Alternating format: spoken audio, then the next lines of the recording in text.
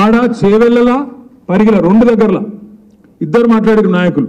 పట్నం మహేందర్ రెడ్డి మాట్లాడిండు, ఇప్పుడు ఉన్నాయి ఆ వీడియోలు అన్నో లేవు, ఉన్నాయి. మా తమ్ముడు కార్తీక్ కూడా ఉండే, అందరం కలిసిపోయినాం. పోయి నాకంటే ఎక్కువ చంపారు కాంగ్రెస్ ఆ రోజు. పొల్లు తిట్టిండు ఇద్దరు.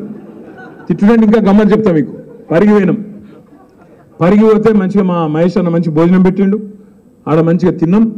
తిని ఆడ భోజనం అయిపోయినాక మీటింగ్ పోయినాక మొత్తం ఒక 4-5 వేల మంది ఉన్నారు. హాల్ నిండా బ్రహ్మాండంగా పరిగిలో ఉత్సాహంగా ఉండే. ఆడ పోయినాక నేను మహేందర్ అన్నతో ఇంతకుముందు కారులో చెప్పిన చూడు ముచ్చట, అది చెప్పు అన్న. చెప్పమంటే మహేందర్ అన్న లేచి, ఇగో నా మీద పుకార్లు వస్తున్నాయి కాంగ్రెస్లో కొత్త అని. నా ఒక్కరి మీదే వస్తలేవు, రంజిత్ రెడ్డి మీద కూడా వస్తున్నాయి. ఆయనను కూడా ఇరికిచ్చే ఈయన పక్కకెళ్ళి లొల్లి పెడుతుంది. ఈయన నా మీద ఎందుకు చెప్తున్నాను, నేను నా మీద పుకారుందా, ఈయన లొల్లి. ఇద్దరు నామగడ్డి లొల్లి పెట్టుకొని ఆస్కర్ అవార్డు గెలుస్తారు చూడు, దానికంటే ఎక్కువ యాక్టింగ్ ఇద్దరు. నేను ఓతలేనంటే నేను ఓతలేను, నేను మంచోని అంటే నేను మంచోని, నేను పిచ్చోళ్ళకి ఇద్దరు నమ్మిన.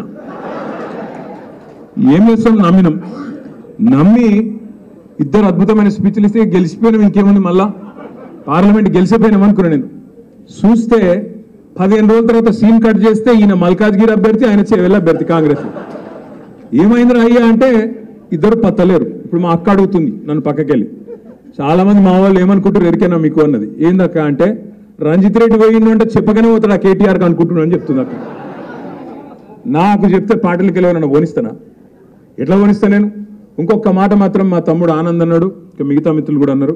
ఒక మాట మాత్రం నేను మీకు ఇస్తున్నా.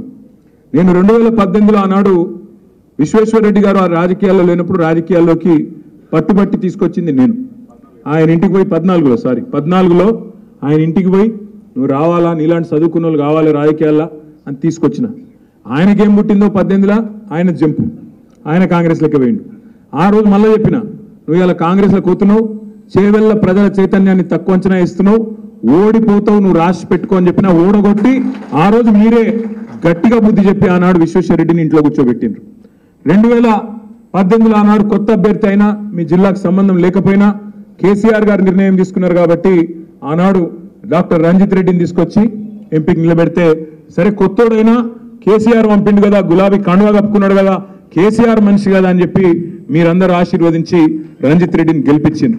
మరి ఈరోజు రంజిత్ రెడ్డి గారు చేసిన ద్రోహం బాధ ఎక్కడ అనిపిస్తుంది అంటే, ఎవడో బయటవాడు మోసం చేస్తే బాధ అనిపించదు.